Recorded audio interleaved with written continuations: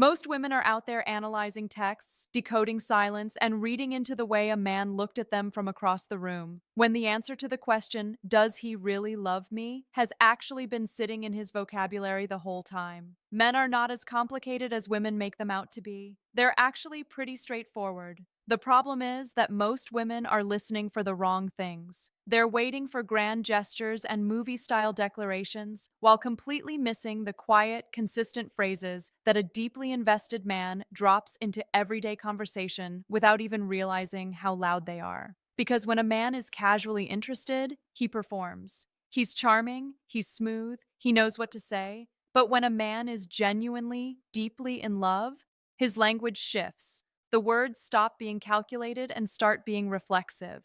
He says things he didn't plan to say because that's what real emotional investment does to the male brain. It rewires his defaults. So, if you've been confused about where you actually stand with someone, stop staring at the silence and start paying attention to what he says, and more importantly, how he says it. Let's get right to it. 1.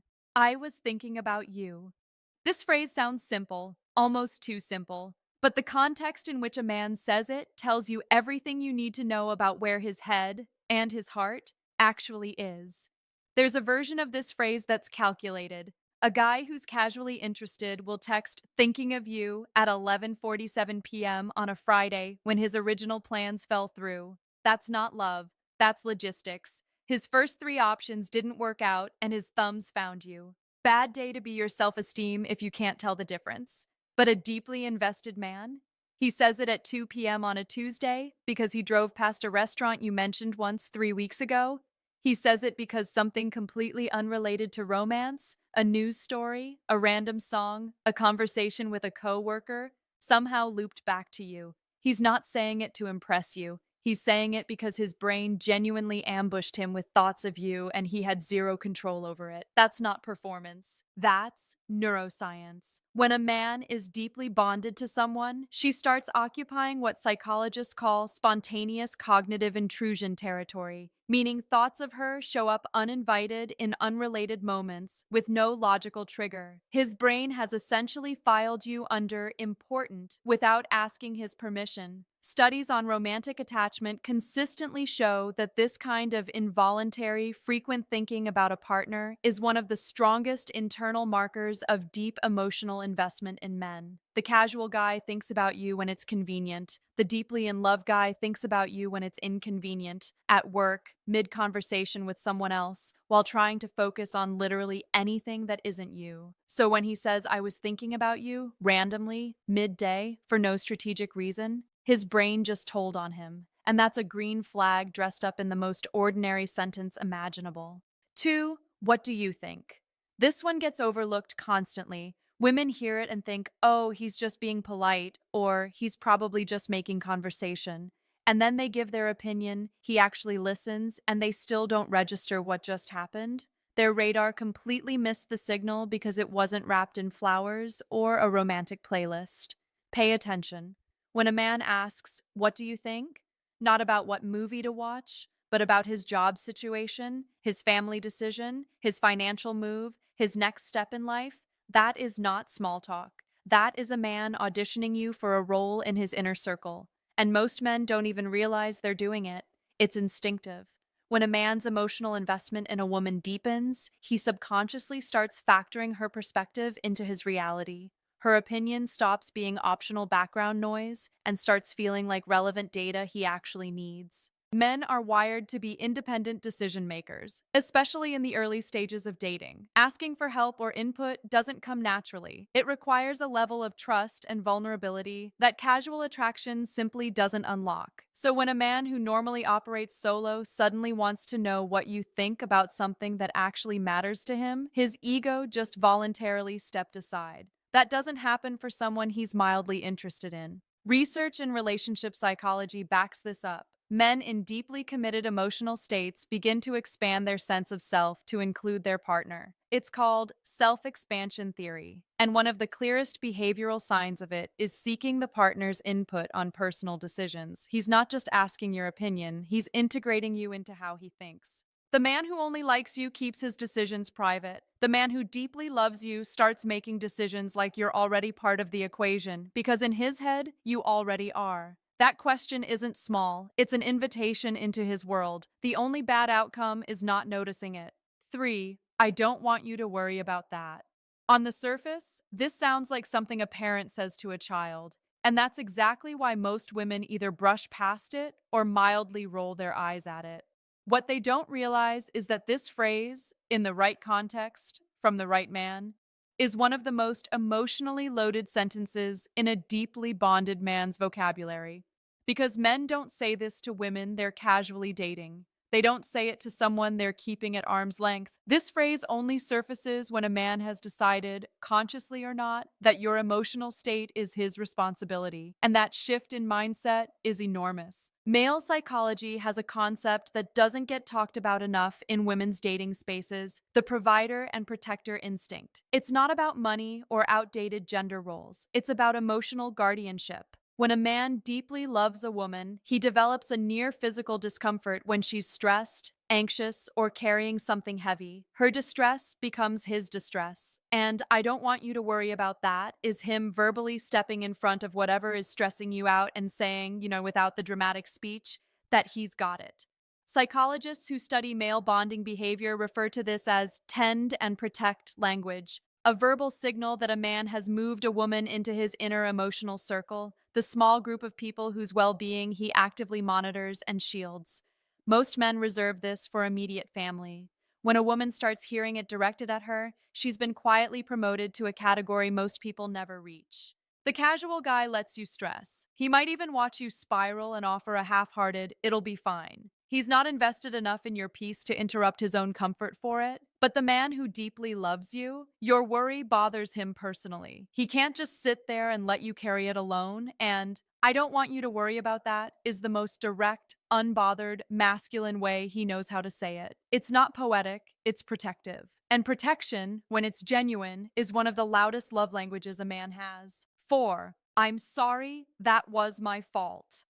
Let's be very clear about something before diving in. A man saying sorry is not rare. Men apologize all the time for being late, for forgetting something, for accidentally stepping on your foot in a crowded elevator. That kind of sorry is just basic social etiquette. It costs nothing emotionally and means absolutely nothing romantically. The sorry that matters, the one that actually tells you something real about how a man feels about you, is the unprompted, ego sacrificing, that was my fault accountability that shows up after a genuine conflict. That version of sorry, extremely rare. And when it comes from a man who doesn't hand it out casually, it is one of the most significant emotional disclosures he can make. Here's why. The male ego is not a small thing. It is a carefully constructed internal system that most men spend years building and protecting. Admitting fault, especially in a relationship conflict where he could easily deflect, gaslight, or just go quiet and wait for it to blow over, requires him to voluntarily dismantle part of that structure. And men do not do that for women they don't deeply care about.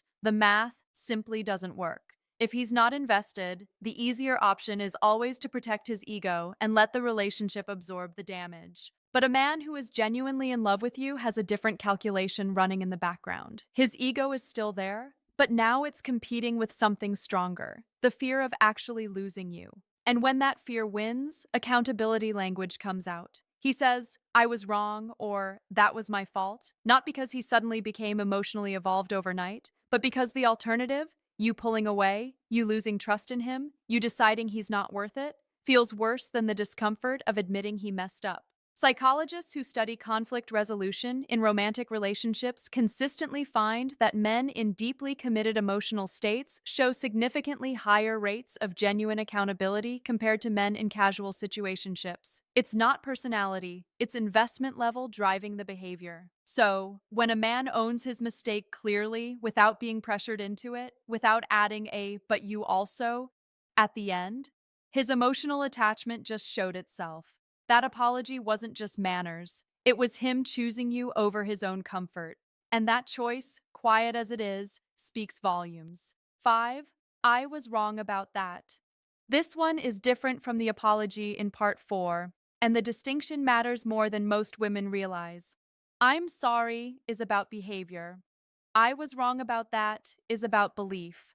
And getting a man to voluntarily revise a belief, especially one he held confidently, requires a level of emotional openness that casual attraction simply does not produce. Most men walk into relationships with a fully formed worldview. They have opinions, they have conclusions, they have positions they've held for years about life, about people, about how things work. And in the early stages of dating, those positions don't move. A man who's just casually interested isn't going to let a woman's perspective challenge something he already decided. His walls are up, his ego is running point, and intellectual vulnerability is nowhere on the menu. But something shifts when a man falls deeply in love. His certainty starts developing cracks, not because he got weaker, but because he got more invested. When a woman's opinion genuinely matters to a man, he starts actually processing what she says instead of just waiting for his turn to talk.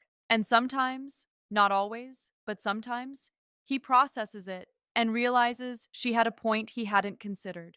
That moment of realization, and more importantly, the decision to say it out loud, that's emotional bonding expressing itself through intellectual humility. Attachment research describes this as perspective taking integration, the process by which deeply bonded partners begin to genuinely absorb and incorporate each other's viewpoints into their own thinking. It's not agreeing to avoid conflict, it's actually updating his internal model of the world because your input carried enough weight to move something in him. The man who's mildly interested will smile, nod, and keep thinking exactly what he thought before the conversation started. His opinions are a closed system. But the man who deeply loves you starts treating your perspective like it has real value. Because to him, it does. When he says, I was wrong about that, he's not being soft. He's showing you that his mind has made room for you in it. And honestly, a man whose ego has enough flexibility to say those 5 words without being forced into it is a man whose emotional investment in you is running very, very deep. Most women walk right past this one because it doesn't look romantic. It looks like a regular conversation. But regular conversations don't produce that kind of intellectual surrender. Love does. 6, I don't want anyone else. Before anything else, context is everything with this one. Because this phrase, like most things men say, can be genuine or it can be a well timed line delivered by someone who's been running the same script since his early 20s. The words alone mean nothing. The behavioral evidence surrounding them means everything. And being able to tell the difference is what separates women who receive love clearly from women who spend 6 months confused in a situationship wondering why his actions never matched his words. When a man who is deeply, genuinely invested says, I don't want anyone else, it doesn't come out during an argument as a defensive move. It doesn't show up strategically after he notices you pulling away. It surfaces quietly, sometimes randomly, in a moment where he has absolutely nothing to gain from saying it. That's the version that matters. That's his nervous system making a declaration his rational brain didn't schedule. Male exclusivity psychology is fascinating and deeply misunderstood. Men are not naturally inclined toward verbal declarations of loyalty. That's not how most of them are wired. So when a man voluntarily produces exclusivity language without being prompted, without an emotional gun to his head, it signals that something internal has already been decided. Researchers studying male pair bonding behavior have found that men who verbalize exclusive intent unprompted show significantly higher levels of oxytocin activity, the same neurochemical responsible for deep attachment and long-term bonding in both men and women. His biology is essentially confirming what his mouth just said. The man who's casually dating keeps his options language vague on purpose. He says things like, I'm not really looking at anyone else right now. Notice the right now, doing a lot of heavy lifting in that sentence. That's a man leaving a door cracked open while appearing to close it. His standards just quietly refuse to fully commit to the sentence. But the deeply bonded man doesn't hedge. He doesn't add qualifiers. He says it like it's already been true for a while, because it has. For him, the decision was made internally, long before he said it out loud. The words are just him finally letting you in on something his heart already settled. What should back this phrase up behaviorally? Consistency, presence, the absence of hot and cold patterns. A man who says he doesn't want anyone else and then disappears for 3 days, resurfaces with no explanation, and keeps his phone face down at dinner. That man's words and actions are having 2 completely different conversations. Pick the conversation his actions are having every single time. When the words and the behavior align, that phrase isn't a line. It's a conclusion he arrived at on his own and decided you deserve to hear. A man who deeply loves you will think about you when it's inconvenient, seek your opinion when it matters, shield you from stress without being asked, own his mistakes without being cornered, revise his beliefs without losing his confidence, declare his loyalty without being pressured, and stay genuinely curious about who you are long after the novelty has worn off. That's not a fantasy. That's just what deep emotional investment looks like when it's actually present, quiet, consistent, and completely unbothered about being dramatic. The problem was never that men don't show love. The problem is that most women were taught to look for the wrong signals. Stop waiting for the grand gesture and start paying attention to the everyday language. That's where the truth lives. If any of these phrases hit close to home or made you realize something about a man in your life right now, drop it in the comments below. Share your experience, ask your questions, and know that this space exists specifically for conversations like that. Every comment gets read and many get responded to personally because your growth in love and relationships genuinely matters here. If this video gave you clarity, do something with that feeling. Like it, share it with a woman who needs to hear this, and most importantly, subscribe to this channel. This is the kind of content that keeps coming, and you don't want to miss what's next.